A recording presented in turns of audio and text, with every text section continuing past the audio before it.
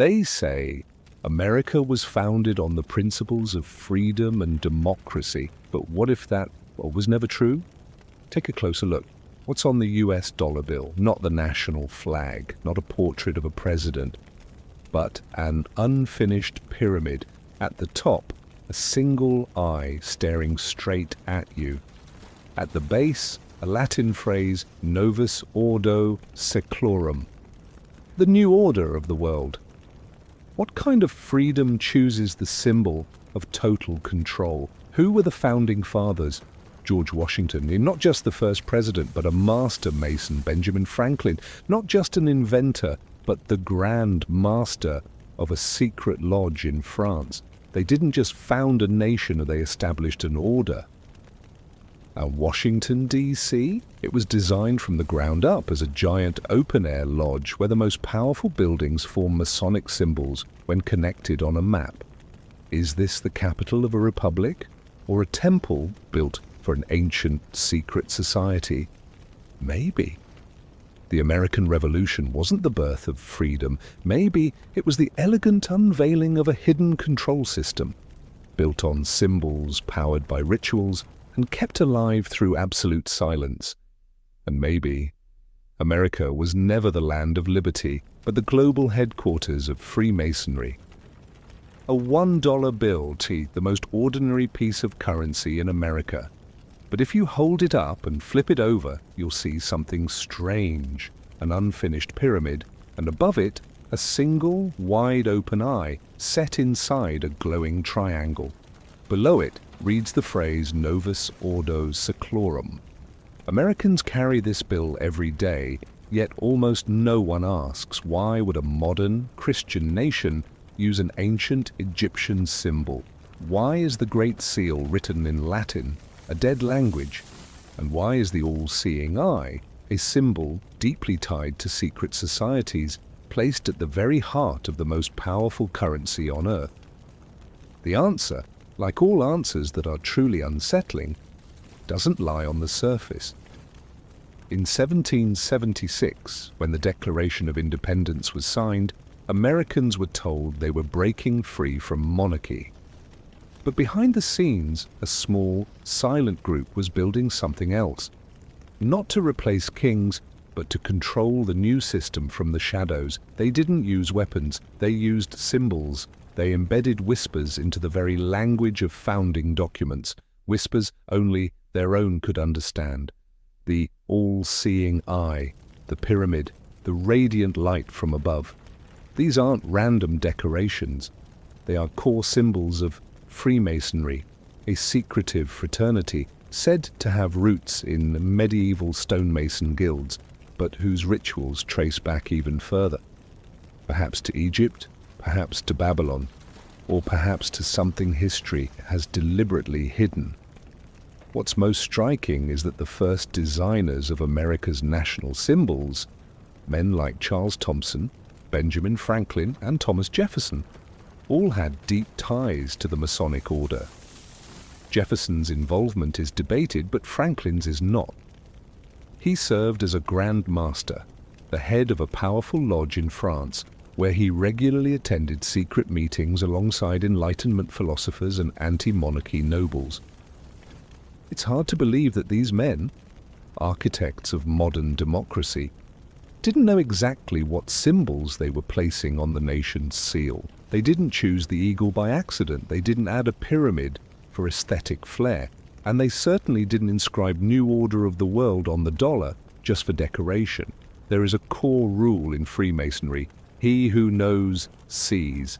Symbols are not explained to Igda because they don't need to be explained to outsiders. They are signals meant only for those who have awakened, those who have passed through the 3 degrees of enlightenment: apprentice, fellowcraft, and master. To the average person, they're just design elements. To the initiated, they are commands. And so we return to the original question: was America really built on democracy, or on the foundation of a secret society older than the country itself? If this is a land of liberty, then why was the first Declaration of Freedom written in the language of a secret brotherhood? If this is a government of the people, then why were its designers meeting in shadows, swearing oaths of silence, and embedding codes into every national emblem that ordinary citizens were never meant to understand? You might say it's all coincidence, an aesthetic choice, a historical artifact of its time, but do you still believe in coincidence when it repeats itself hundreds of times over centuries? A small symbol in the Declaration of Independence was only the beginning. Because once we start looking closer, we begin to see the same traces everywhere. In official portraits of George Washington, you'll notice something unusual. He's not always wearing a general's uniform or presidential cloak. In some, he's dressed in a white apron, carefully hand-embroidered. But it's not a blacksmith's apron. It's the sacred garment of a master mason, a man who has completed the 3 degrees of enlightenment within the secret order. That apron is one of the most revered symbols in Freemasonry. It doesn't just represent purity, it's a vow of silence, a pledge of loyalty to an invisible order, and a lifelong commitment to an unfinished architecture, a structure that Masons believe they are tasked to build through knowledge and action. And the compass, often paired with the square, it forms the foundation of the Masonic emblem. The compass represents reason and guidance. The square stands for morality. 2 pillars needed to build an ordered society. And the small gavel seen in Masonic rituals. It's not just ceremonial. It symbolizes the awakening tap. The moment a person begins to rise out of ignorance and start the path of inner reconstruction. These tools aren't confined to the lodge. They've moved beyond ritual. They've entered politics, embedded in speeches, architecture, and even legislative design. And when Washington wore that apron during the cornerstone ceremony of Capitol Hill, it wasn't symbolic coincidence. On September 18, 1793, during the laying of the first stone of the United States Capitol, George Washington appeared not as president, but as a master mason, wearing the full Masonic regalia, white apron, white gloves, and the badge of his lodge. He didn't perform a civil ceremony. He poured wine, scattered grain, and anointed the stone with oil, according to ancient Masonic rites, not any official state protocol. That moment was captured in paintings, preserved in lodge records, and remembered by eyewitnesses. But strangely, you won't find it in your high school history textbook. Why not? Perhaps because it forces us to ask uncomfortable questions. Was America truly built as a secular republic? Or was it born through rituals, symbols, and silent oaths, not tied to any religion, but to a secret fraternity with roots deeper than Christianity itself? It wasn't just Washington. Benjamin Franklin was also a high-ranking Mason, Grand Master of the Supreme Lodge of France. He once praised Masonic philosophy as a guiding light for all mankind. In Paris, during late-night gatherings with Enlightenment thinkers, Franklin didn't just discuss diplomatic strategy. He talked about creating a new world order, one where reason, not bloodline, would determine power. And if you look closely, you'll see that reflected in the very structure of the United States, a nation with no king, no official church, no inherited throne, but a constitution that grants power through light and the light of human reason. Sounds very Masonic, doesn't it? But there's something even more subtle. When the Founding Fathers wore white aprons, they weren't just declaring their membership in a secret society. They were saying they were builders, not builders of houses, but of systems, of society, of an order, an unfinished structure they called the United States of America. And if they were the builders, then who was the architect? That is the question no one has dared to answer. To understand how the Freemasons came to wield such deep influence over American history, we need to return to the beginning. How did Freemasonry make its way to the New World? There was no grand procession, no army escort. This secret society didn't arrive with weapons. It arrived with symbols, and with an extraordinary purpose: to plant order where there was chaos. The true origin of Freemasonry remains a mystery. Some scholars believe it emerged from medieval cathedral builders' guilds in Europe, groups responsible for the great Gothic cathedrals of Chartres and Salisbury. These structures weren't just architectural feats, they were physical embodiments of sacred symbolism. These builders formed tightly guarded brotherhoods with their own codes, rituals, and a strict rule. Only the enlightened were taught the craft. But there is another version of history, one less frequently told. It suggests that Freemasonry is a descendant of far older mystery schools, tracing back to ancient Egypt, Greece, or even Babylon. These weren't just builders of stone, they were architects of worldview. By the 17th century, when sacred temples were no longer being constructed, these brotherhoods shifted focus. They began to build people. Their mission became social reconstruction through philosophy, symbolism, and the radical idea of individual liberty. Freemasonry became a gathering place for nobles, scholars, merchants, and thinkers, people who no longer found freedom in the church, but also refused to bow to monarchs, and, from England, Scotland, and France, Masonic lodges began spreading quietly across Europe. When Europeans crossed the Atlantic to colonize the New World, Freemasonry crossed with them. But they didn't come as missionaries, they came as seed planters to cultivate a new society built on liberty, free from the grip of thrones and popes. The first Masonic lodge in North America was established in 1733 in Boston under the charter of the Grand Lodge of England. Its founder, Henry Price, was a cloth merchant, but also a Mason authorized to bring the light to the new continent. Soon after, lodges appeared in Philadelphia, New York, Charleston.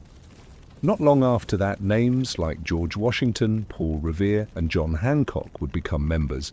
But what's truly notable is this: Freemasonry didn't limit itself to nobles or scholars. It recruited people of practical influence, printers, silversmiths, local generals. They weren't looking for royal blood, they were looking for builders, people with the potential to shape. It's no coincidence that nearly every major colonial capital had at least one active lodge operating quietly in the background. At a time when the colonies were fractured and lacked a central government, these lodges functioned as hidden centers of unity, places where people spoke the same symbolic language, shared a common set of values, and aligned around one goal: enlightening society through reasoned order. So when revolution erupted, the Masons were already in position. They didn't need to seize power, they had laid the foundation long before. Some scholars have even raised a provocative question: did the 13 colonies truly rise up against Britain spontaneously, or was the entire movement premeditated, coordinated in secret lodge meetings from Boston to Philadelphia? We have no leaked blueprint to confirm that. But the symbolic alignment, shared language, and interwoven networks among the revolution's key leaders, it's hard to write that off as coincidence. Freemasonry didn't come to the New World with armies. It came with ideas. It quietly took root, lodge by lodge, person by person. And among those early seed planters of this hidden order was a particularly unique name, a man who was both scientist and silent architect of a new world: Benjamin Franklin, a man who didn't just unlock the secrets of lightning, but also built bridges between lodges on both sides of the Atlantic, using a power that was never written on parchment. Franklin is widely remembered as a symbol of the Enlightenment, the man who invented the lightning rod, improved the printing press, and skillfully persuaded France to join America's war for independence. But there's another side of him, one that's rarely mentioned in school books and perhaps deliberately forgotten. He was a Grand Master, the highest-ranking Mason in a powerful French lodge. This isn't speculation, it's documented history. In 1779, while serving as America's ambassador to France, Franklin was appointed honorary Grand Master of the Lodge Les Neuf Sœurs, one of the most influential Masonic lodges in Europe, a gathering place for the intellectual and political elite who opposed monarchy.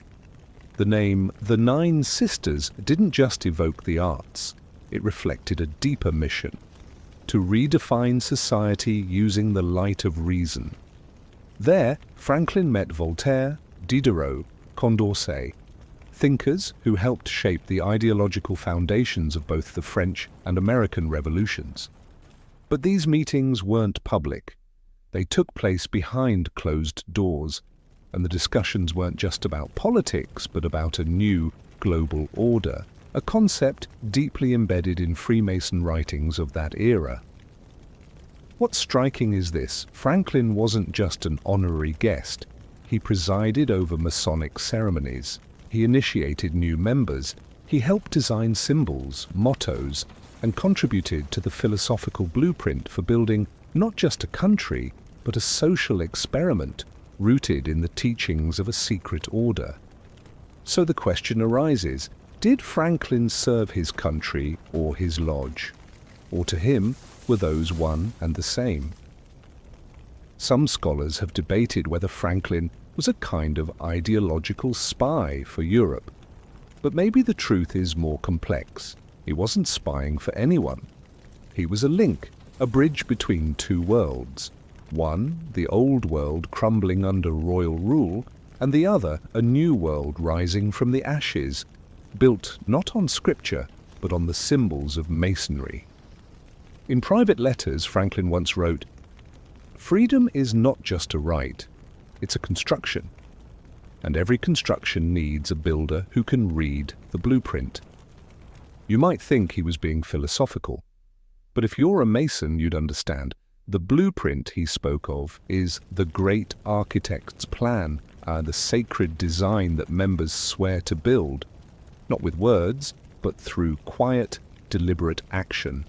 While in France, Franklin helped establish several new lodges, including ones that actively recruited officers, merchants, and intellectuals preparing to journey to America. So in many ways, Franklin wasn't just forging military alliances, he was constructing a transatlantic Enlightenment network. And when he returned to America, he brought back not only aid, but an entire ideology wrapped in symbols, vows, and philosophies that were never meant to appear in any official document. So the next time you look at a portrait of Benjamin Franklin, you may see the warm smile, the glasses in hand, the grandfatherly gaze. But don't forget, that man sat in meetings without records, debated ideas that were never written down, and helped birth a nation like no other in history. He wasn't just a founding father. He was one of the invisible architects of an order, one we still may not fully understand today. Franklin laid the ideological foundation for a new America, not just through diplomacy or science, but through the symbols of a secret fraternity he represented. But Franklin wasn't alone. Around him stood men who didn't just talk about building a nation, they saw themselves quite literally as builders. And to them, revolution wasn't an act of rebellion, it was a construction project, brick by brick, oath by oath. You might be familiar with the founding fathers as battlefield heroes or political visionaries. But what few remember is that many of them were actual builders, not of homes, but members of the Freemasons, the ancient and accepted order of Freemasons. And they weren't a fringe group.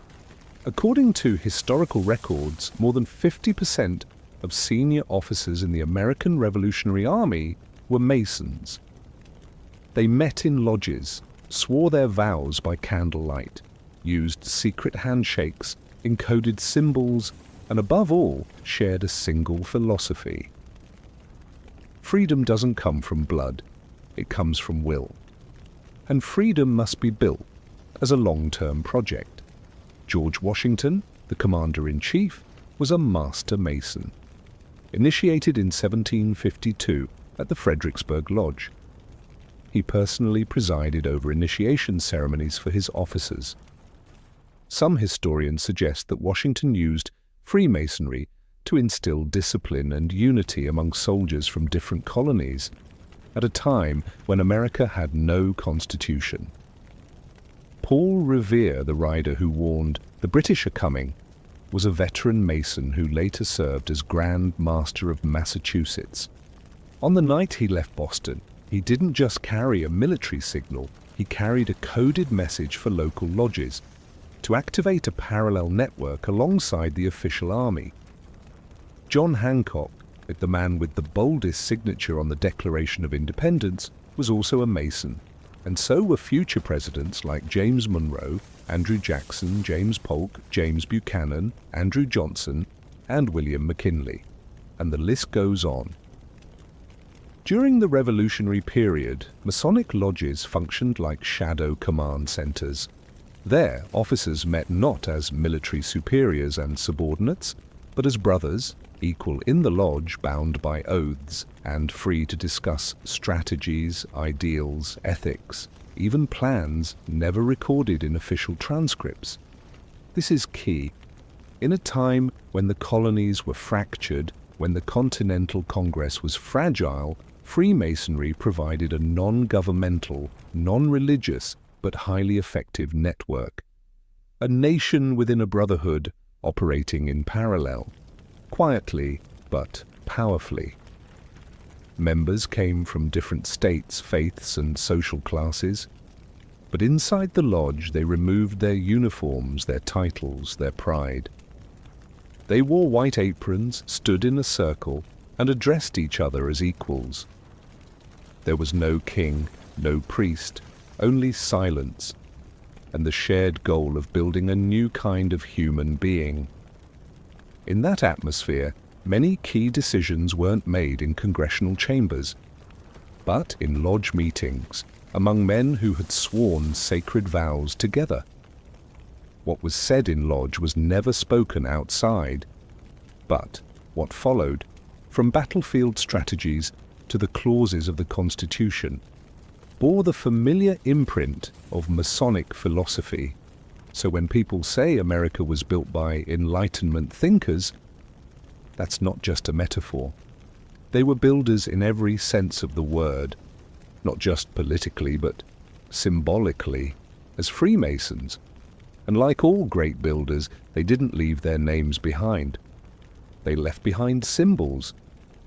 Symbols we still see, every day, on our money, in our monuments, and deeper still, in the way America understands freedom, order, and power.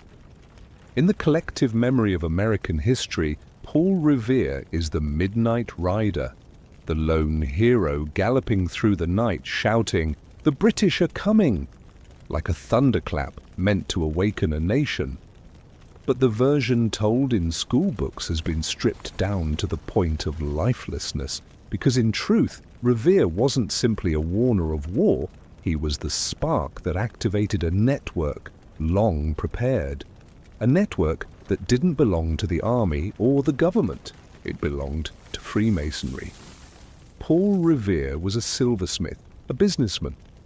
But more importantly, he was a master mason and at one point, Grand Master of the Grand Lodge of Massachusetts. He wasn't just a participant, he was an organizer, a coordinator, a leader in one of the most active lodges in Boston at the time. Meetings were held in secret, under ancient ritual with symbols, handshakes, and vows of silence. On the night of April 18, 1775, Revere left Boston under cover of darkness, riding through towns and villages to warn of the British advance toward Lexington and Concord. But he wasn't just alerting farmers and militiamen, he was knocking on the doors of fellow Masons. Men he knew were waiting for a signal. They didn't need long explanations, a look, a simple gesture. that was enough to activate the entire network. Historical records mention the use of lantern signals from the steeple of Old North Church, 1 if by land, 2 if by sea. But the real question is, who understood the signal well enough to mobilize instantly? The answer: a hidden Masonic network that Revere and his fellow brothers had quietly built over years. At that time, Boston was one of the Masonic capitals of the New World. Dozens of lodges were active, from official chapters under the English Grand Lodge to independent local ones founded by colonists themselves. They may have differed in hierarchy, but they shared the same codes. And one mission: to liberate humanity from the grip of kings and churches. When Revere knocked on doors that night, he wasn't doing it randomly. He knew exactly who had taken the oath, who was responsible for spreading the next signal, who had the means to rally the local militia. This wasn't the lone act of a folk hero. It was the final phase of a long orchestrated plan to activate a secret network. What makes Paul Revere's story truly remarkable is this: the American Revolution didn't begin with the sound of gunfire. It began with a signal. And that signal wasn't just a warning to the British. It was a summons to an underground order that had quietly waited for the moment to rise. Not everyone understood what Revere was doing that night. To the common citizen, he was a man shouting a warning, but to the Masons sleeping in Lexington or Concord, it was a password, a wake-up call for a machine finely tuned and ready to move. Like a lodge awaiting its ritual hour, revolution didn't erupt spontaneously, it erupted when the key holder knocked at the right door at the exact right moment. And on that dark April night, the key holder was a lone rider, a silversmith on horseback. But behind him was a silent network, vast, precise, and more organized than any army the British could have imagined. If you could travel back in time to mid-18th century Boston, you'd find a city strung as tight as a drawn bow, British authorities tightening tax laws, soldiers patrolling the streets, civilians divided between loyalty and rebellion. But there was something else. Something that didn't appear on any map, wasn't reported in the papers, and certainly wasn't written in government records. A network of underground Masonic lodges operating in the heart of the city. From the outside, these lodges looked like nothing more than modest buildings. But inside, they were their own worlds, meeting rooms adorned with symbols, chairs arranged by rank, lighting set according to ritual. And above all, an oath of silence, sworn by every member before stepping into any position of influence. Boston didn't just have one lodge, it had many operating simultaneously. Some were officially aligned with the British Grand Lodge, loyal to the Crown, but others, like St. Andrew's Lodge, were locally founded, gathering American Masons who were slowly separating themselves from British control. In those American lodges, the debates weren't about whether revolution should happen, but about when it should begin. What made these lodges dangerous to the British wasn't their size. It was how they operated outside the reach of all political systems. A lodge wasn't a party, it wasn't a church, it wasn't a military unit, so it couldn't be regulated, shut down, or disbanded under any official law. That's why British officers stationed in Boston were deeply uneasy about this invisible force, even though they could never prove anything tangible. And their fears were justified, because the lodges were filled with men of real influence, wealthy merchants, sharp lawyers, skilled printers, silversmiths, carpenters, men who didn't appear on political rosters but who shaped public sentiment. They didn't command with power, they led through internal respect, built through ritual, trials, and a code of trust. Even as Boston came under military occupation, the lodges continued to operate. Not publicly, but not entirely in hiding either. Meetings moved to members' homes or to taverns with private cellars, like the Green Dragon Tavern, considered by many the nerve center of the American Revolutionary Movement.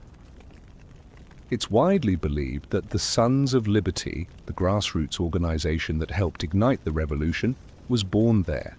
And unsurprisingly, many of its members were Masons: Paul Revere, Joseph Warren, John Hancock, and very likely Samuel Adams. The lodge meetings weren't just philosophical discussions about liberty. They were operational, financial planning, message routes, spy networks, even weapon preparations, all concealed under the simple banner of a fraternal meeting. No minutes, no press coverage, no direct evidence. Just a strange synchronicity between lodge decisions and official political developments, as if another mind was quietly steering things from the shadows. And here's the most remarkable part. The British knew, but they couldn't stop it. They couldn't arrest all the members of WBA because they didn't know who they were. They couldn't ban the lodges, or there was no legal cause, and they certainly couldn't infiltrate because no one outside the initiated could even understand the codes. Boston, through the eyes of Freemasonry, was not an occupied city. It was a chessboard. And while the British believed they held the king, the lodges were already moving the pawns, the rooks, and the bishops into place. So by the time the first shot rang out at Lexington, every piece was exactly where it needed to be. On April 30th, 1789, George Washington stood on the balcony of Federal Hall in New York City, placed his hand on a Bible, and took the oath of office to become the first President of the United States. The crowd cheered, flags waved. History remembers it as the defining moment of modern democracy. But there's something almost no one ever mentions. The Bible Washington swore upon did not belong to the government, nor to any church. It belonged to a Masonic lodge, more precisely, St. John's Lodge No. 1 under the Grand Lodge of New York. It was their Bible that was borrowed for the ceremony, because the new federal government simply didn't have one ready. But that's just the tip of the iceberg, because many of the men organizing the inauguration, and many of the ones standing beside Washington that day, were also Freemasons. And if you look closely at paintings of the event, you'll notice something subtle. Washington is wearing white gloves, standing in the ritual posture of a Mason, with his right hand placed on an open Bible. Turn to Genesis, the chapter of beginnings. A symbolic detail, but to a Mason, it's unmistakable. America had just been initiated through a Masonic rite of origin. Some records even claim that when Washington finished his oath, he bowed his head and quietly added the phrase, "So help me God," a phrase commonly heard in Masonic initiation ceremonies, though not required by the U.S. Constitution. You might say, perhaps it was just coincidence, but then you learn that Washington personally presided over the largest Masonic ceremonies of his time, that he wore the apron, donned the gloves, poured the wine, and scattered the grain during the cornerstone laying ceremony of the United States Capitol, an ancient Freemasonry ritual symbolizing the founding of a new order. And perhaps most telling of all, it was Washington himself who allowed the Masonic lodges to continue operating publicly after the Revolution, even though no law required him to do so. He remained silent on the matter, letting them exist as a parallel structure to government, so long as they served the interests of the Republic. So now we must ask the uncomfortable question. George Washington, the father of the nation, in that sacred moment, who was he really swearing his oath to? To the people, of course. But he had also taken oaths years earlier, inside a lodge, before brothers who called one another by coded names. And in the Masonic system, an oath is never taken lightly. Once sworn, it is eternal. Perhaps that is why Washington refused a crown, why he declined a third term, why he walked away from personal glory, not simply out of humility, but because he had already pledged himself to a greater construction project, what Masons call the Temple of Reason. And if that's true, then America, from the very moment of its birth, was never just a nation. It was a grand lodge where every citizen was a potential builder, and every law a brick in a structure that remains unfinished to this day. It's a different way of seeing things. One you won't find in textbooks, but once you've seen it, you can never unsee it. George Washington took his oath before the people, but he had also sworn an oath inside the lodge, where there were no cameras, no transcripts, only silence and symbols. And when the head of a nation is also the ritual leader of a secret society, we have to ask ourselves, was the lodge just a meeting place, or was it the true command center behind the revolution? In the days before a nation was born, when there was no Department of Defense, no centralized intelligence agency, no formal structure to coordinate war across 13 colonies, who was really in charge? The answer may lie behind closed doors, in meetings with no minutes, no recordings, but a strict hierarchy and flawless order, the Masonic lodges. Between 1775 and 1783, chaos reigned. The colonies still functioned almost independently. Washington's Continental Army was young, poorly equipped, and deeply divided, by politics, by religion, by conflicting goals, and yet one thing held it together: a secret fraternity. Freemasonry wasn't a military force, but that was its strength. It wasn't bound by territory. It didn't need licenses or legal recognition. It couldn't be censored by Congress or exposed by the enemy, because no one could prove that a lodge meeting was an act of treason. And yet lodges had everything that a fledgling government lacked: a federal network stretching from Boston to Charleston, from Philadelphia to New York. A system of signs, codes, and recognition rituals, no tech required, yet incredibly effective across regions. Local leadership loyal to a higher order, like decentralized command units. And most crucial of all, a foundation of absolute trust between brothers. Something even the Continental Congress had not fully achieved. Between 1776 and 1781, many historians have noted a strange pattern. Military strategy appeared unusually synchronized between colonies, despite Congress having little binding authority. How did forces from Massachusetts coordinate so seamlessly with those from Virginia, when they followed different laws, had no shared command, and often no direct communication? A bold theory emerged: many top commanders were Masons, and they exchanged strategic information within the lodge far beyond the reach of any government official. Just consider George Washington, Master Mason; Henry Knox, Mason; Nathaniel Greene, Mason; Israel Putnam, Joseph Warren, John Sullivan, all Masons. On the battlefield, they may have disagreed politically, but inside the lodge they stood as equals. They called one another brother and pledged their loyalty to something higher than any nation, a shared order. You could call it coincidence. But coincidence doesn't explain why so many intricate plans were never intercepted by the British at a time when there were no telegraphs, no phones, no encrypted messages. So who passed the intelligence, who drew the maps, who coordinated the moves? The lodge wasn't just a place for philosophy, it was a space with the people, the trust, and the structure to act. And once an oath was made, members were willing to risk everything to protect the common construction. If that's true, then Freemasonry wasn't just a spiritual army. It may have been the underground command center of the entire revolution, operating more effectively than any government agency at the time. So what do we call it? A secret society, a command system, or the true heart of the uprising?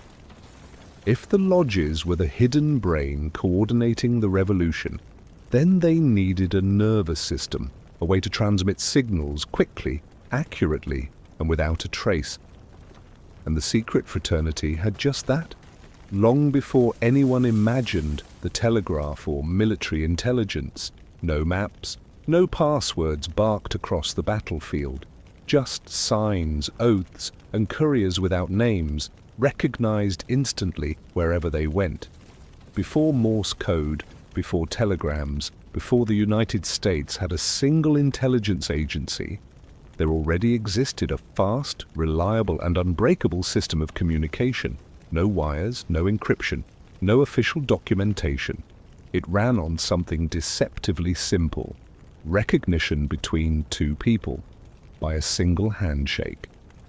This was the Masonic network, and it may have been one of the first covert communication systems of the American Revolution. Freemasonry didn't operate like a military unit. They had no formal ranks, no clerks taking notes, no paperwork left behind.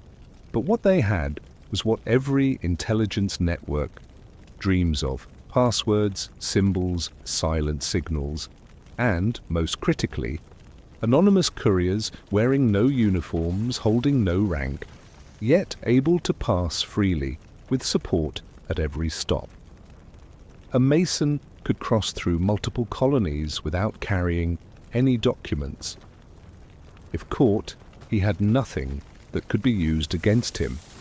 But if he reached a lodge in a town where he needed to be, all it took was a chalked symbol on a wooden table, a head tilt at just the right angle, or a special greeting, and he would be recognized and trusted, no questions asked, because every man there had sworn the same oath at the start of his journey, an oath stronger than any government contract: do not betray, do not reveal, do not ask why, just act. This explains why, throughout the Revolutionary War, the British repeatedly failed to disrupt communication between rebel forces. It wasn't because the Americans had better technology; they had no technology.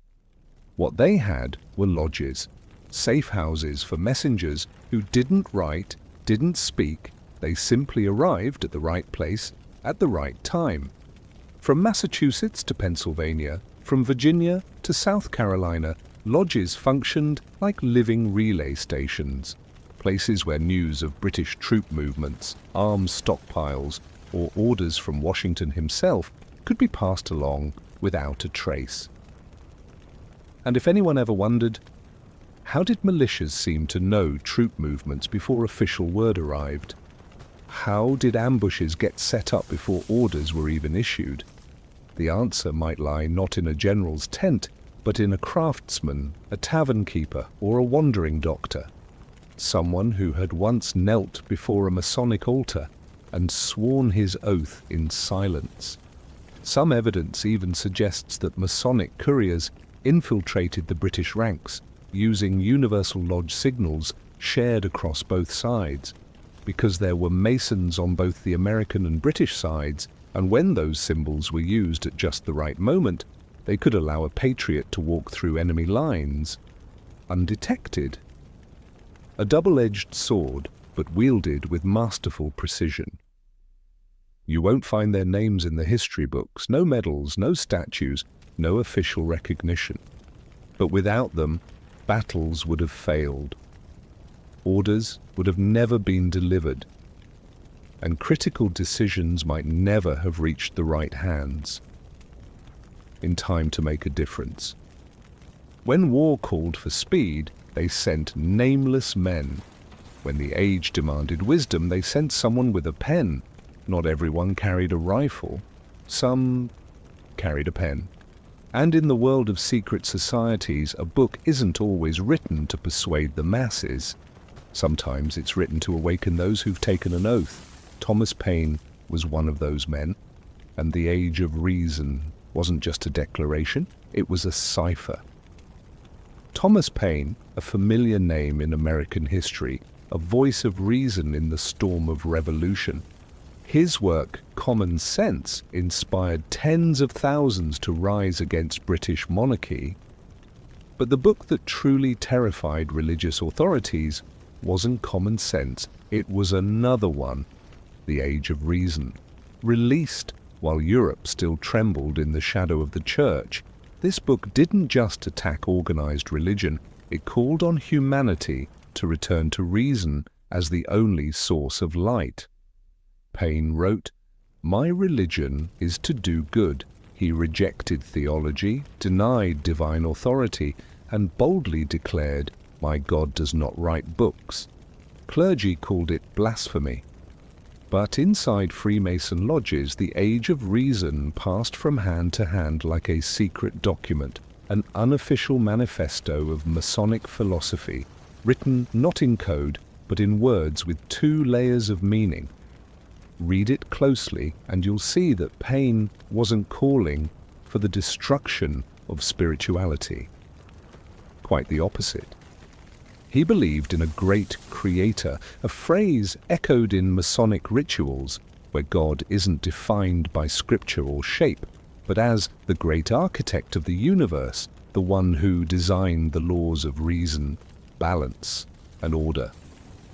Paine was never officially confirmed as a Mason, but his writings are filled with unmistakable Masonic themes. He called reason the true light that guides mankind. In Masonry, light is the second degree after one is initiated. He emphasized individual liberty rooted in morality, aligned with Masonry's belief in self-construction. He used the term natural order, the foundational concept of an ideal society in every lodge. Paine also lived in France, where he was closely connected with prominent Masons involved in the French Revolution, many of them friends of Benjamin Franklin, Grand Master of the Paris Lodge. In the political salons of the 18th century, revolutionaries didn't just plot to overthrow kings, they dreamed of a new world where Masonic ideals replaced both thrones and pulpits. The Age of Reason was born in that world, a book not meant for the superstitious crowd, but written for the awakened, for those who had once stood in the lodge, sworn sacred oaths by candlelight, and understood that morality, not dogma, is the true foundation of freedom.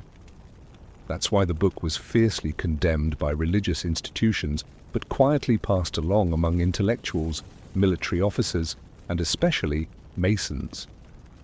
Many in that era didn't understand what Paine was really saying, but those who had received the light knew.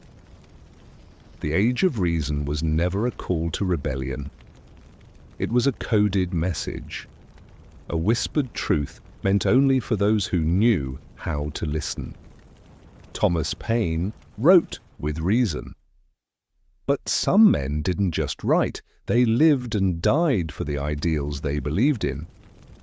In the shadow of Bunker Hill, while gunfire still echoed, and no flag had yet been raised, one Mason fell like a soldier, and was buried like an unknown.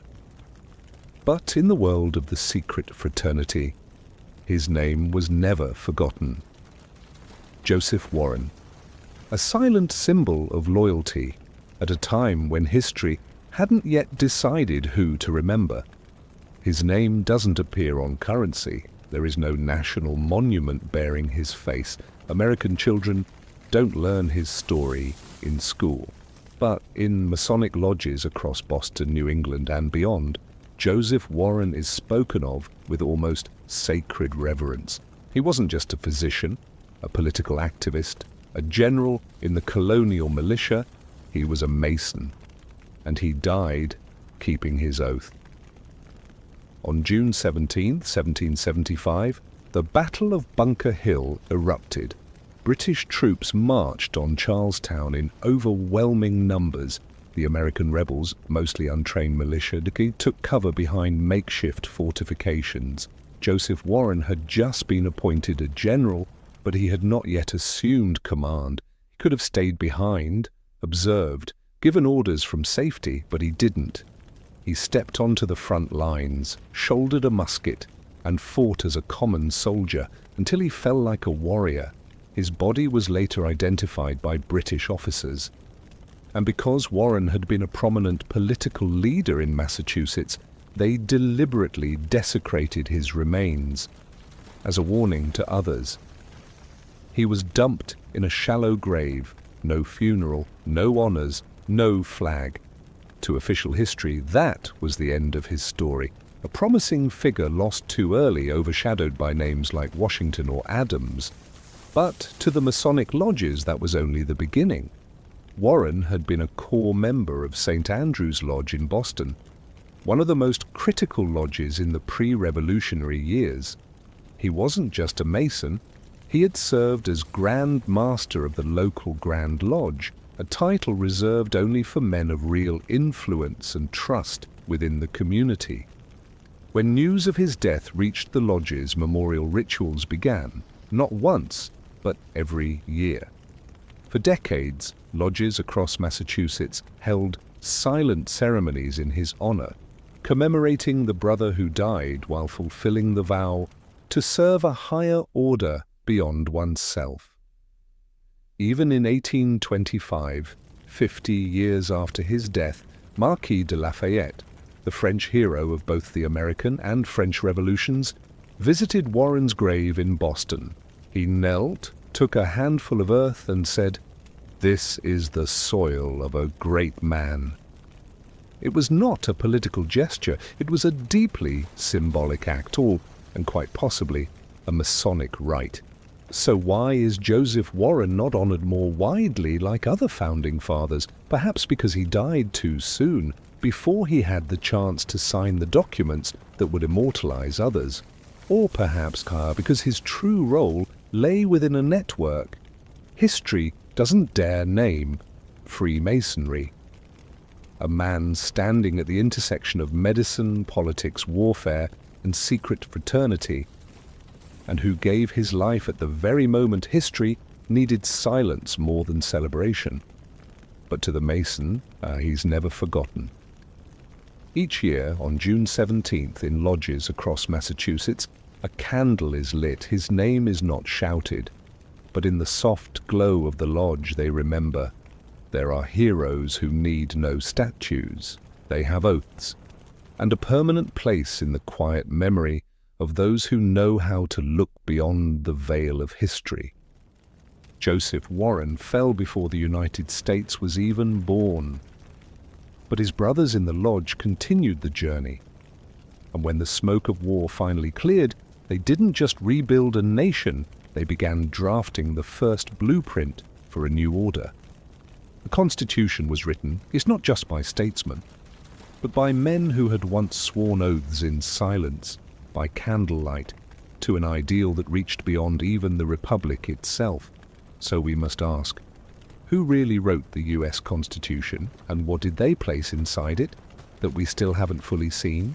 The US Constitution, appraised as the pinnacle of democratic thought, transparency, and rule of law. But few realize that many of its framers were deeply connected to a secret fraternity that had existed long before America did: Freemasonry. The Constitutional Convention of 1787 took place in Philadelphia. Inside Independence Hall, 55 delegates from 12 states gathered over several months to reimagine the foundation of a new nation. But the people in that room weren't just politicians, lawyers, or slaveholders. An astonishing number were high-ranking Masons. George Washington, who presided over the convention, was a master Mason. Benjamin Franklin, the oldest and arguably most influential delegate, was a Grand Master in France. John Blair, Gunning Bedford Jr., Daniel Carroll, James McHenry, all documented Masons. Some estimates suggest that at least 1/3 of the Constitution's framers were either Freemasons or closely tied to local lodges. So what did they carry from the lodge into the Constitution? Not rituals, not coded symbols, but a way of thinking, a structure, a deep-rooted philosophy that sees man as a builder of reason, where society is not divinely ordained, but designed like an intricate structure, layered, balanced, and governed by principles. The three branches of government, legislative, executive, and judicial, mirror the three pillars of Masonic architecture: wisdom, strength, and beauty. The separation of powers and mutual oversight reflect the degree system within Masonry. entered apprentice, fellow craft, and master mason, each with its own boundaries, rituals, and truths, and none allowed to progress without being enlightened. Even the opening words, "We the people," sound democratic, but echo a Masonic ideal. Every person is a rough stone, to be shaped and polished until they fit as a perfect piece of a greater architectural whole. Franklin once wrote, "No man was ever born perfect, but every man can be shaped." In the Lodge, this was a sacred truth. In the Constitution, it became the foundation of citizenship, not as subjects of a crown, but as builders of a nation. Even the geographic layout of the capital, with the Capitol at the center, the Supreme Court to the east, the White House to the west, mirrors the traditional layout of a Masonic lodge, where the worshipful master, senior warden, and junior warden sit at three cardinal points, forming a triangle of energy, the symbolic seat of light, order, and reason. So, was the Constitution simply the result of political compromise? Or was it the culmination of centuries of Masonic thought, passed down through whispered tradition, refined through ritual, and, finally, etched onto paper as a blueprint too sacred to name? That's why when modern Americans read the Constitution, they see a democratic document. But when a Mason reads it, they may see something more, a blueprint, the foundation plan for a grand lodge called the United States of America. If the Constitution was the spiritual blueprint of America, then the Capitol building is its physical manifestation. It's not just where lawmakers meet, it's the architectural reflection of the entire philosophy of the United States. It is the United States Capitol, the heart of legislative power in America. But here's the strange part. The laying of its cornerstone wasn't a civil event. It was a Masonic ritual. On September 18, 1793, George Washington, by then president, arrived at an empty hill on the eastern edge of the newly founded capital, Washington, D.C. But he wasn't in military uniform. He wore a Masonic apron, white gloves, and was accompanied by a full procession of local lodges. They conducted an ancient ceremony, scattering grain, pouring wine, and anointing with oil, symbols of prosperity, peace, and illumination. The ritual is well documented in Freemason records, but here's what's more telling. There is no record of any U.S. government objection, no replacement ceremony. It was accepted as a natural part of laying the foundation of democracy. And from that ritual, a building rose, not just made of stone and marble, but of symbols. The original Capitol building, with its domed rotunda east-facing front and stairways climbing toward the sunrise, resembles an ancient Greek temple, a place where one ascends toward light. That wasn't by accident. In Masonic architecture, the east is the direction of intellectual light, where the worshipful master presides over the lodge. The Capitol's three-part structure, central dome, east and west wings, reflects the three pillars of Masonry: wisdom, strength, and beauty. Even the interior details, the high ceilings, the circular forms, the chandelier hanging at the center, create a space of perfect geometric balance, what Masons call the inner light of geometry. But here's what's truly astonishing. The original design of the Capitol wasn't submitted by a government architect. It was proposed by William Thornton, not just an architect, but a master mason. Thornton won the competition with a neoclassical design, but if you flip through the drawings, you'll notice something. The axes, proportions, and layout echo the structure of an English-style ritual lodge, scaled up to the size of a city. And the Capitol does not stand alone. It is aligned along axes with the White House, the Supreme Court, and the Washington Monument. These roads and sight lines, when drawn as straight lines, form familiar Masonic shapes: compass, square, five-pointed star, equilateral triangle. Some alignments even appear at a 23.5-degree tilt, matching the axial tilt of the Earth. Coincidence? Or was someone embedding a symbolic map in the heart of the capital, as if to say, we didn't just build this nation, we shaped how it would see the universe. Some call it art, some call it faith.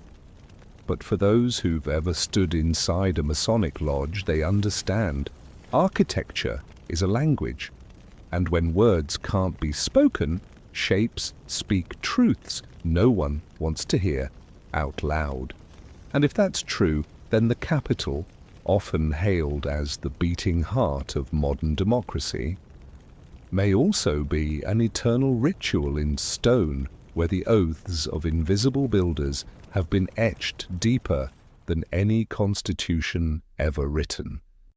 If the Capitol building is the cornerstone, then all of Washington, D.C.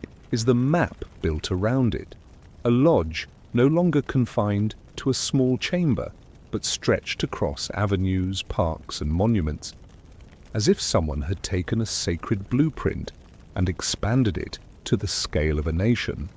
And when we step back far enough to see the full picture, the question becomes clearer than ever.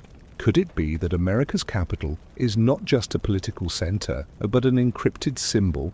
A capital city is meant to hold the center of power. But Washington, D.C. is unlike any other. It didn't grow from an ancient city like Paris. It didn't evolve organically like London.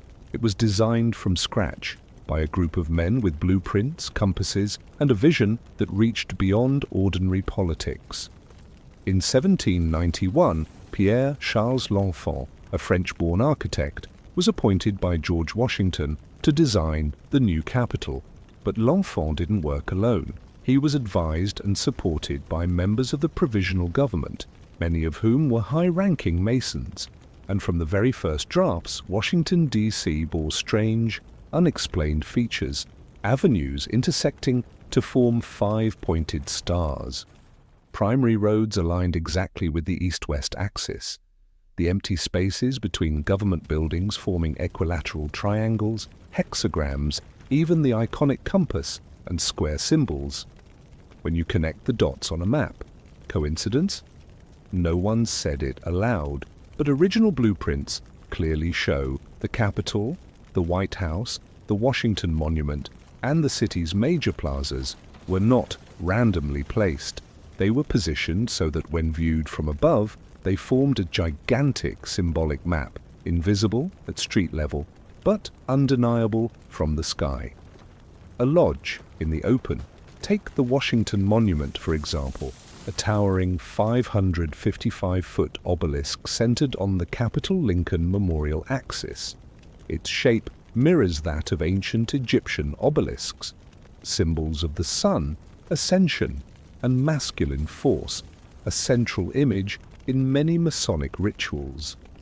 Even the lighting of the monument at night is calculated, so that each New Year's sunrise casts a shadow directly eastward, toward where the master would traditionally sit in a Masonic lodge. The city's layout is divided into four quadrants: northeast, northwest, southeast, southwest, mirroring the way lodges divide their meeting chambers by the four sacred directions: earth, water, air, fire. Some researchers suggest that if you overlay the map of a ceremonial lodge onto the city plan of D.C., you'll find that key lodge points align precisely with the city's most powerful buildings: the Capitol, the White House, the Supreme Court, the Treasury. One fascinating detail: the angle between Pennsylvania Avenue, linking the Capitol and White House, and Maryland Avenue is exactly 66.6 degrees. A number long debated in Masonic symbology, with layers of mystical meaning that have sparked centuries of speculation. So what is Washington, D.C. really? A city of democracy or a city of symbols? We can't say for certain, but we also can't deny this: nowhere else in the world does Masonic symbolism appear as clearly as densely or as deliberately as it does in Washington, D.C. Not just on the buildings, but in the roads, the parks, even the placement of street lamps. And perhaps it's no coincidence that George Washington himself, a Grand Master Mason, was the one who chose this land, presided over the cornerstone ceremony, and passed down the builder's will to future generations through a city he never lived to see completed, but one that bears his silent imprint forever. Washington, D.C. may function as a political capital, but to those who know how to look, it is also the quiet blueprint of a grand lodge, built not to be hidden, but to stand in plain daylight, unnoticed by the uninitiated. Once the city was built as a symbolic map, once halls of power were infused with geometry and ritual, one might assume the secret society had fulfilled its mission. But for Freemasonry, completing a structure is only the beginning. And as the United States entered an era of peace, a quiet question began to emerge. Would the fraternity now retreat into the shadows, or begin to control the light? Logically, one might expect them to disband, or at the very least, withdraw. But that didn't happen. Instead, Freemasonry didn't disappear. It expanded. No longer confined to Boston tavern basements, Masonic lodges now rose across the growing republic. From Philadelphia to New Orleans, from Virginia to Kentucky, every major city had at least one publicly visible lodge, complete with buildings, signs, and spokesmen. They no longer needed to hide, because now many of those running the new government were Masons themselves. George Washington remained connected to his lodge until the end of his life. James Monroe, a Mason. Andrew Jackson, a Mason. Across the states, governors, mayors, judges entered lodges not merely for social prestige, but as an initiation into a parallel structure of influence. Freemasonry didn't seize power. They didn't form political parties. They didn't run for office. But they were present at every level of the new power hierarchy, like a hidden foundation no one sees, yet holding the entire structure above it. In 1799, just a few years after Washington's death, the Grand Lodge of England recorded, "The spread of Masonry across the Americas has exceeded all expectation." Not as an organization, but as a wave at the spirit of a new era. Why? Because in a time of chaos, Masonry offered order. In a time of war, they created unity. And in a time of peace, they provided something else, a standard. In a land with no aristocracy, no royal traditions, no state church, the lodge became one of the few places that preserved hierarchy, ritual, and belief in a higher order beyond the individual.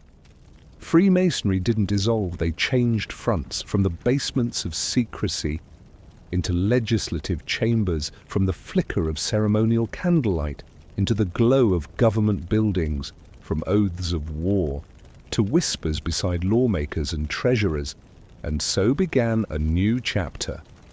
No longer a secret society of wartime, but a quiet system of influence in peacetime.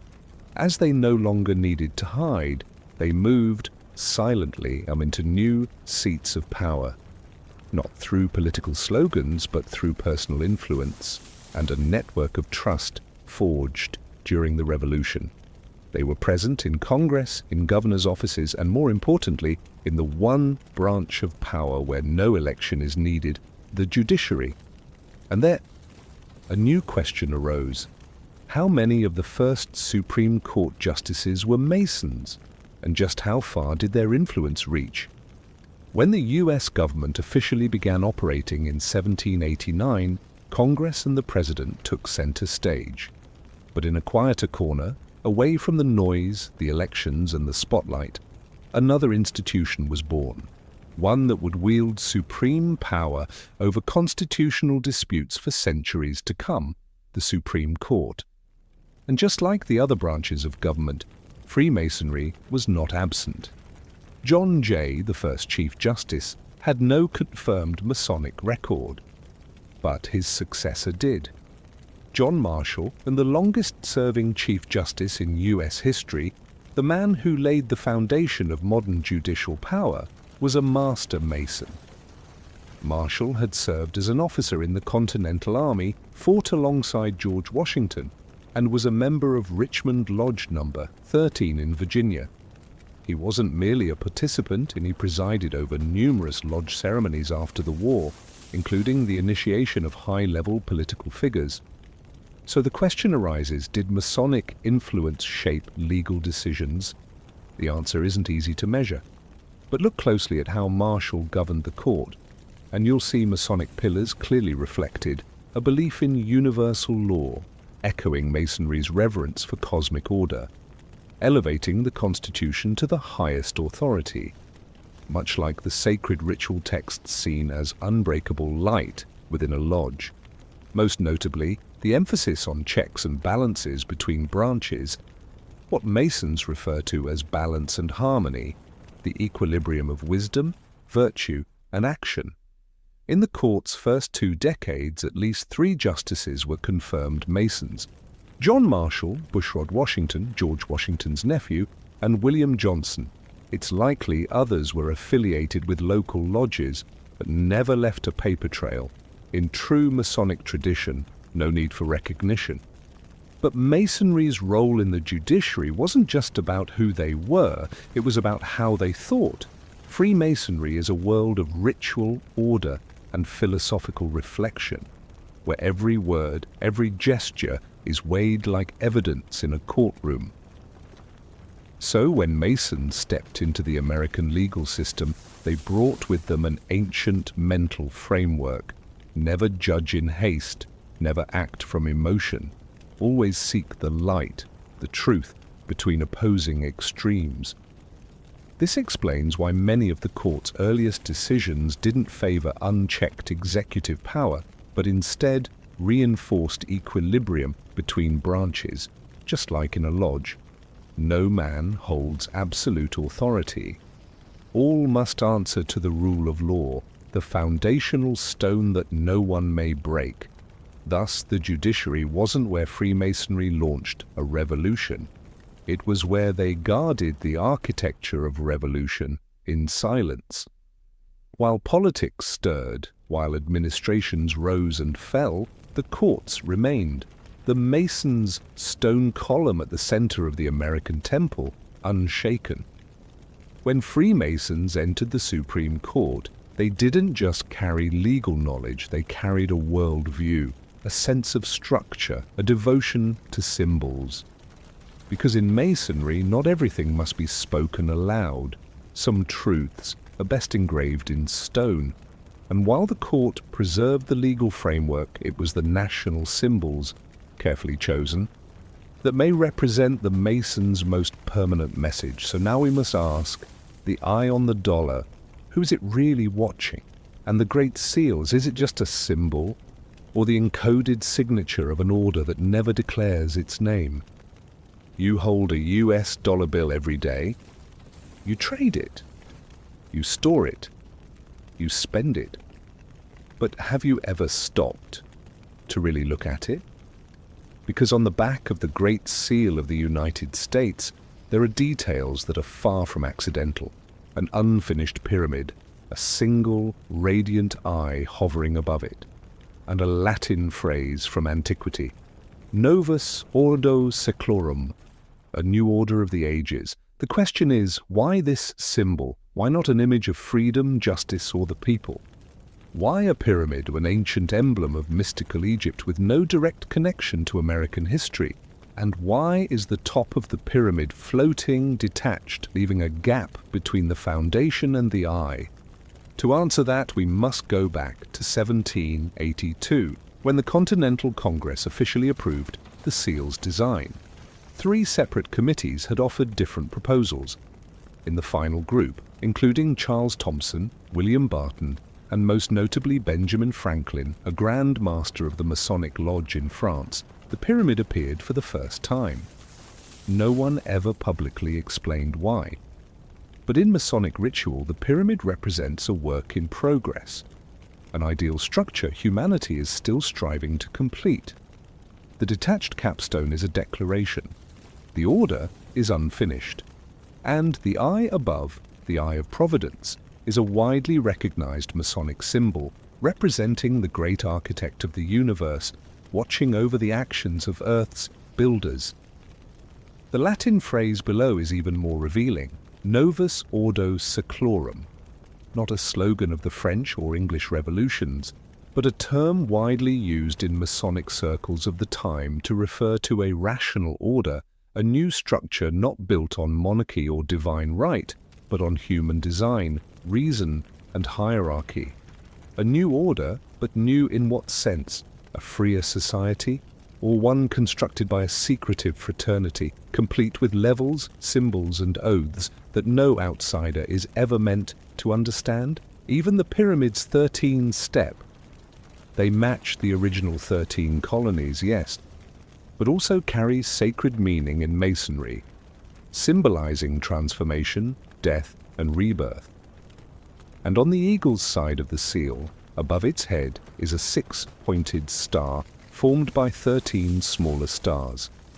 A figure some interpret as the Seal of Solomon, an ancient symbol found in Masonic rituals dating back to the 1600s. All of this could be coincidence. But if you believe that a group of men designed Washington, D.C. using Masonic blueprints, laid the Capitol's cornerstone in a Masonic ceremony, and wrote the Constitution infused with Masonic philosophy, then the idea that they chose the Great Seal simply because it looked nice becomes highly unlikely. When a national symbol begins to resemble a coded message, the real question isn't where were they present, but rather, what were they doing behind the major events of history? And just a few decades after the US gained its independence, another war erupted. But this time, it wasn't against a distant monarchy, it was between former allies. In the shadow of the War of 1812, the fraternity remained. But who were they now? Comrades? Or a third force, fighting not for a flag but for an order? 1812. The United States, now an independent nation, returned to the battlefield, but this time it wasn't fighting colonial rule.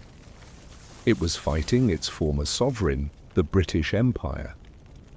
According to official history, the War of 1812 was about freedom of navigation, national honor, and control of Western territories.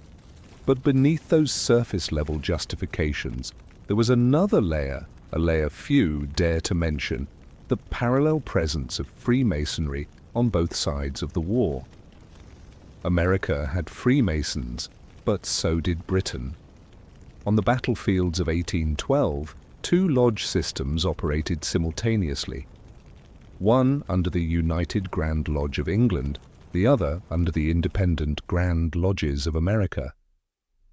So what happened when brothers of the same ritual tradition faced each other across enemy lines? There are scattered records suggesting that in certain cases, when British and American officers recognized one another as Masons, they quietly postponed engagements or even released prisoners of war, without involving official channels. These actions didn't come from governments. They came from a silent code between lodge members. In theory, Freemasonry is non-political, but that's exactly why it can operate outside the battlefield as a third force, fighting not for a flag, but for the continuity of an order that transcends national borders. Why does this matter? Because the War of 1812 wasn't just a conflict of guns and treaties, it was a clash between two versions of Freemasonry. On one side, the British model, loyal to the Grand Lodge in London, structured, hierarchical, and closely aligned with royal influence. On the other, the American Masonic experiment, independent, adaptable, rooted in Republican values and individual liberty. This war may have served as the final split between the Old World Masonic lineage and the emerging self-governing network of American lodges. And yet, something strange happened.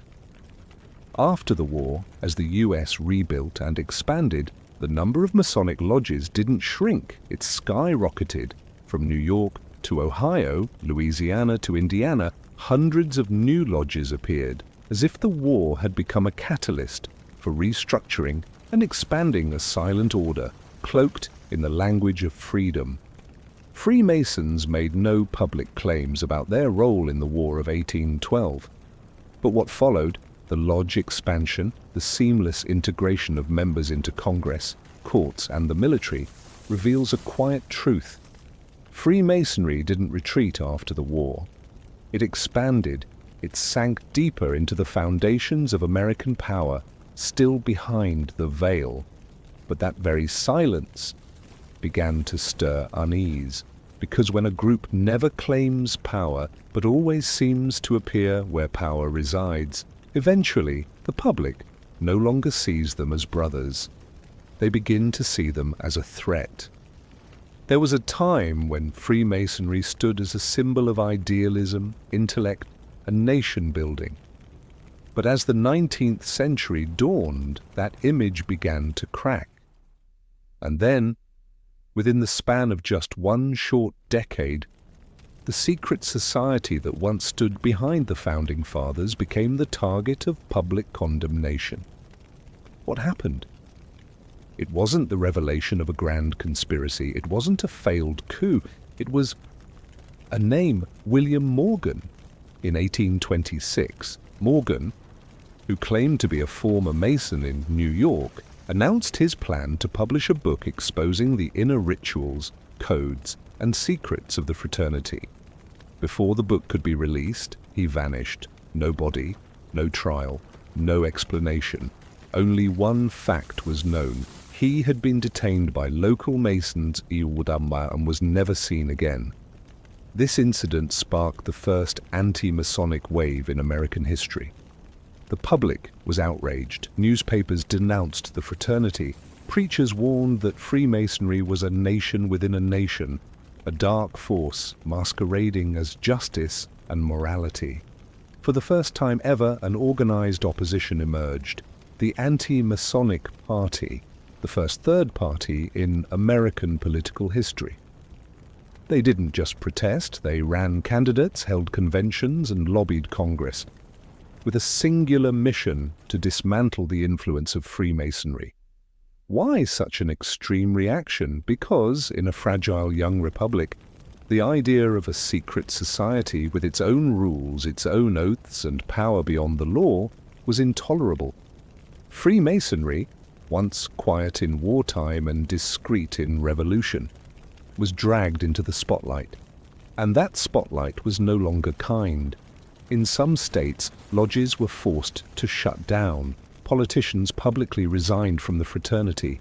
Former members were ostracized. Ceremonies moved deeper into secrecy and ceased altogether. Freemasonry didn't collapse, but it was pushed back into the shadows where it had once begun. And yet something even stranger happened. Despite open hostility, Freemasonry said nothing. No public rebuttals, no counter-campaigns, no appearances in defense. They stayed silent, just as they had for centuries. No defense, no explanation, just continue. And that silence only intensified the fear, because an enemy who speaks can be challenged. But a secret society that keeps operating, even after being cast out by the entire political system? Then the question is no longer why they were attacked, but rather, why, after everything, did they survive? They were condemned, they were cast out, they were pushed away from political power, but the Brotherhood did not disappear. They simply stepped back, quietly. And in that darkness, Freemasonry began doing what it does best, not fighting through noise, but through influence. Because soon, America would stop shunning the Brotherhood. On the contrary, power would start coming to the lodge. as if it were a quiet rite of passage. No one forced it, but everyone followed. And Freemasonry, once denounced as a dangerous force, slowly became a kind of soft state religion for the American ruling class. No nation has ever declared Freemasonry as its official religion. But throughout the 19th and early 20th centuries in the United States, something extraordinary began to unfold.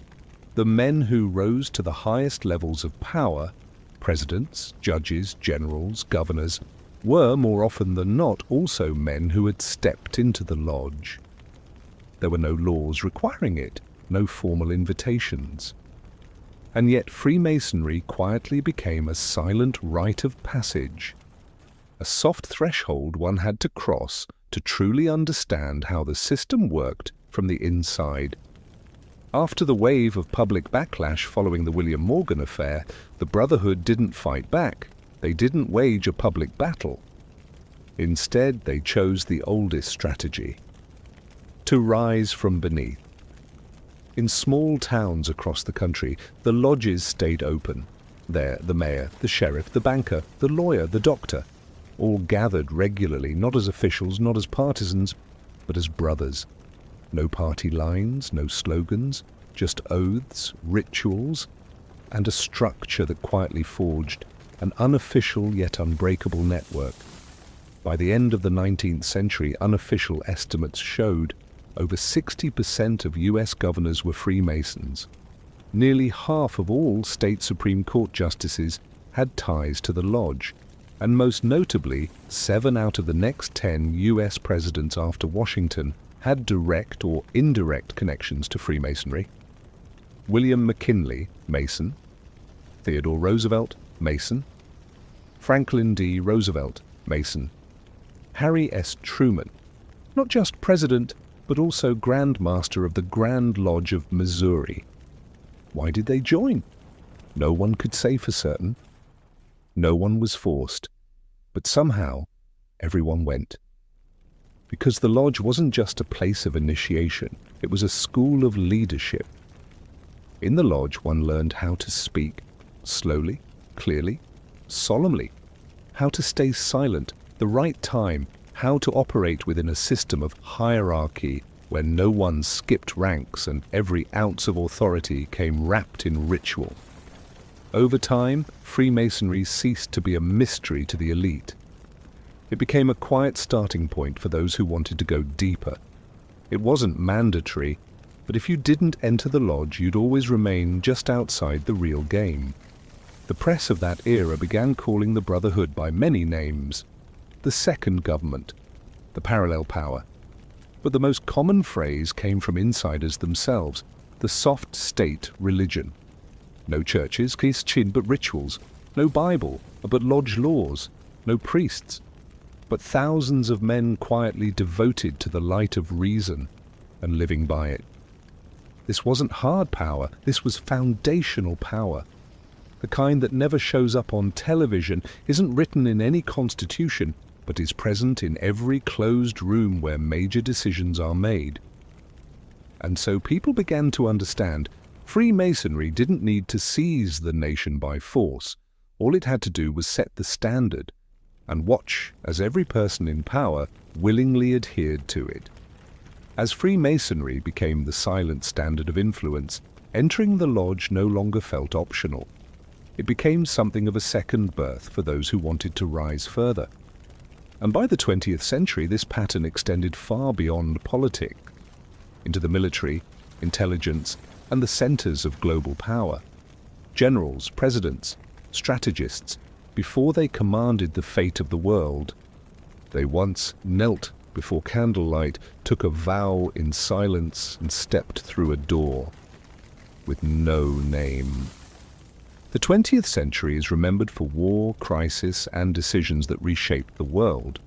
But while history records the names of presidents, generals, and world leaders, few have noticed that many of them, before they became national icons, were members of an organization never mentioned in the Constitution: Freemasonry. This was not a coincidence. It was a pattern. subtle, consistent, and repeated across generations of leadership. Franklin D. Roosevelt, the wartime president of World War II, a Mason. Harry S. Truman, the man who ordered the atomic bomb, not just a president, but also Grand Master of the Grand Lodge of Missouri. Douglas MacArthur, legendary commander of the Pacific Theater, a Mason. J. Edgar Hoover, director of the FBI for nearly 50 years, holding America's domestic intelligence network in his hands, a Mason. And they weren't just casual members. Many of them participated in private rituals held far from the public eye. No media, no official records. Just symbols, oaths, and unwritten looks. Why would the most powerful men in the world step into an ancient organization with no army, no budget, no voters? The answer lies in what Freemasonry offered. A space where power is stripped of politics and returned to symbolic structure, where every decision must balance between wisdom, ethics, and order. Inside the lodge, a president is not a president. A general wears no rank. Everyone is simply a brother. And it is precisely this artificial equality that gave the powerful a rare sense of safety. But because of that, Masonic initiations in the 20th century became increasingly secretive. The public had begun to suspect. The press had begun to investigate. And the more powerful the lodge became, the harder it was to maintain the illusion of being apolitical. So the ceremonies moved behind closed doors, inside state capitals, the private homes of Grand Masters, even, according to some rumors, inside military bases or restricted government facilities. No announcements, no cameras, only whispered recollections or internal records never meant to see the light of day. There were rumors that some Cold War decisions were first floated within the lodge, that presidents in waiting were privately morally evaluated before entering the White House, that closed-door meetings between world leaders began from Masonic ties spanning nations. No one confirmed these things, and no one denied them. Because the Brotherhood doesn't operate like a conventional institution, they don't control power. They shape how the powerful think, speak, and act. It's not brute force. It's ritual power, where a major decision might begin not with a vote, but with an oath whispered by candlelight. When the most powerful men of the 20th century stepped into the lodge, they didn't just join a tradition. They entered a structure that had survived for centuries without ever collapsing. And while presidents and generals eventually fade from office, something remains. A quiet force that operates, connects, and restructures without ever needing to stand in the spotlight. So today the question is no longer who was a Mason. It is who now holds the keys to that entire system. For more than 3 centuries, Freemasonry has had no president, no supreme commander, no written constitution declaring its ultimate authority. And that is exactly what makes the question so difficult. Who is really coordinating this network? Who makes the decisions? Who chooses who gets in and who stays out? When we speak of power, we usually imagine clear offices, official titles, and visible chains of command. But Freemasonry doesn't operate that way. Its system functions more like a network of veins, flowing just beneath the skin of global power. Each country has its own Grand Lodge. Each US state has its own Grand Lodge. But behind all of them lies a web of international connections, not publicly declared, yet quietly maintained by high-level representatives from each lodge. There is no leader of world Freemasonry, but in every generation certain individuals emerge, known quietly as the ones holding the keys. Not through elections, but through respect, personal influence, and the ability to preserve the lodge's structure according to ancient tradition. Take, for example, the early 20th century. Albert Pike, a legendary figure in American Freemasonry, was widely seen as the spiritual architect of the entire Southern Masonic system.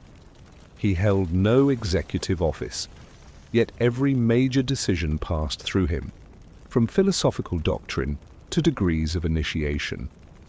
His book, Morals and Dogma, became the spiritual blueprint for countless Anglo-Saxon lodges around the world.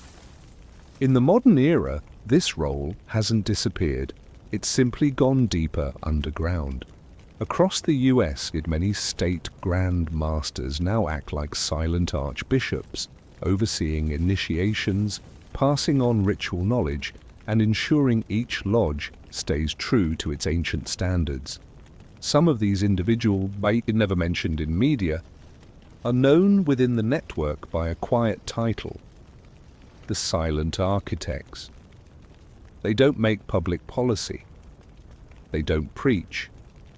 They do one thing only: they maintain the structure, so that those in power, whether politicians, generals, or billionaires, must all enter properly, swear the correct oath, and adhere to the same principles. What kind of power is this? Not the power to rule, but the power to preserve. You'll never see it, but if they let go, the whole thing collapses, perfect, because no one else knows how to hold it together. Today, lodges still operate across America and the world. The rituals continue. The initiations continue. The succession continues. But it has all grown quieter, smaller, more discreet. Not because it has weakened, but because it has blended so deeply into the architecture of modern power, you can no longer tell where government ends and where the lodge begins. And so the old question returns, but this time with a sharper edge. Who really controls power in this age? A government? An international body? Or a network that's existed for centuries and still operates, even if its name appears nowhere at all? From a faint symbol on the Declaration of Independence to secret rituals behind 20th century war rooms. Freemasonry doesn't appear as a separate institution, but rather as the foundation beneath the entire structure of the American system. You could say it's all coincidence, that the triangles in government buildings are just aesthetic, that the presidents who were Masons simply joined because everyone did back then, that the eye on the dollar bill isn't watching anyone, that the unfinished pyramid was simply never fully drawn. You could absolutely believe all of that. But if history has taught us anything, it's this: real power is never loud. It doesn't need to win elections. It doesn't need to appear on the evening news. It only needs to be present, where decisions are made, and turn those decisions into unspoken default. When people hear the word Freemasonry, they often think of America, a country where its symbols appear openly, from paper currency to the Capitol building. But the truth is, this secretive order didn't begin in America, and it never truly belonged to just one nation. Freemasonry is a global network. Its roots stretch deep into Europe, and its branches have extended across continents, from Britain, France, and Germany to colonies in Asia, Africa, and South America. So the question is, in the modern world, does Freemasonry still carry the spirit of those idealistic builders from the American Revolution? Or has it evolved into something else, quieter, harder to recognize, present everywhere, yet belonging nowhere? In England, the Grand Lodge remains active, one of the oldest centres where rituals and rules are still preserved in their traditional form.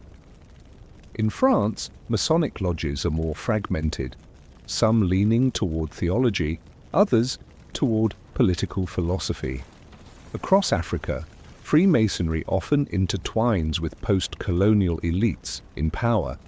In Asia, particularly in India, the Philippines, and Singapore, it thrives among intellectuals, entrepreneurs, and military circles.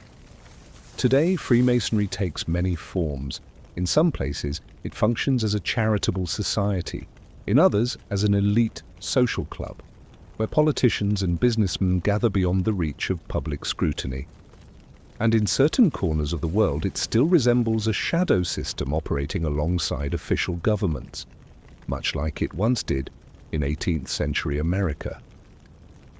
There's one truth that's difficult to deny.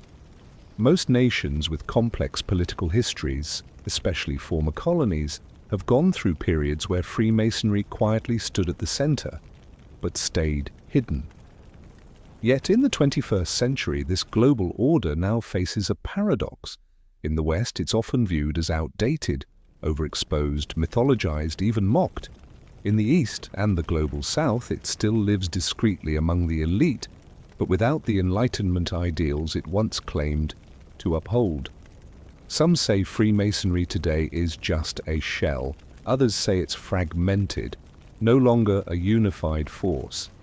But perhaps the more important question is this: if a secret society can survive over 300 years, through wars, revolutions, empires, and technology, then maybe it no longer needs to look the same. Because once a network becomes big enough, deep enough, and global enough, it doesn't need to preserve its old forms. It only needs to stay present, stay respected, and remain the place that power continues to turn to in times of uncertainty. So maybe the real question isn't, is Freemasonry still what it was during the American Revolution? But rather, is the world today still operating under the same principles, just in a different form? Freemasonry never needed to control the government. They only had to sit long enough, deep enough, in the quiet rooms behind closed doors, until the world outside began operating exactly as they had designed. You won't hear them declare anything, because true power doesn't need to speak. This story wasn't told to accuse anyone. It's not about exposing a grand conspiracy. It's simply here to ask a question, one that's been ignored for far too long. How much of history is coincidence? And how much is the result of a system we were never allowed to name? Maybe it doesn't matter whether the lodge still exists today. Maybe what matters more is this: we've been living in a world shaped by symbols, rituals, and silent oaths, long before we ever learned how to ask questions. And by the time we start to notice, the game is already set. If you've watched this far, you probably feel it too, that something in our history was never fully said aloud. So what do you think? Is Freemasonry just coincidence? Or the foundation of it all? Leave a comment below. I'd love to hear your perspective. And if you want to keep uncovering the stories we weren't taught, the symbols we were told to ignore, and the truths that never made it into the textbooks, hit that subscribe button, not just so you don't miss the next video, but so we can keep unlocking the doors that have stayed shut for far too long.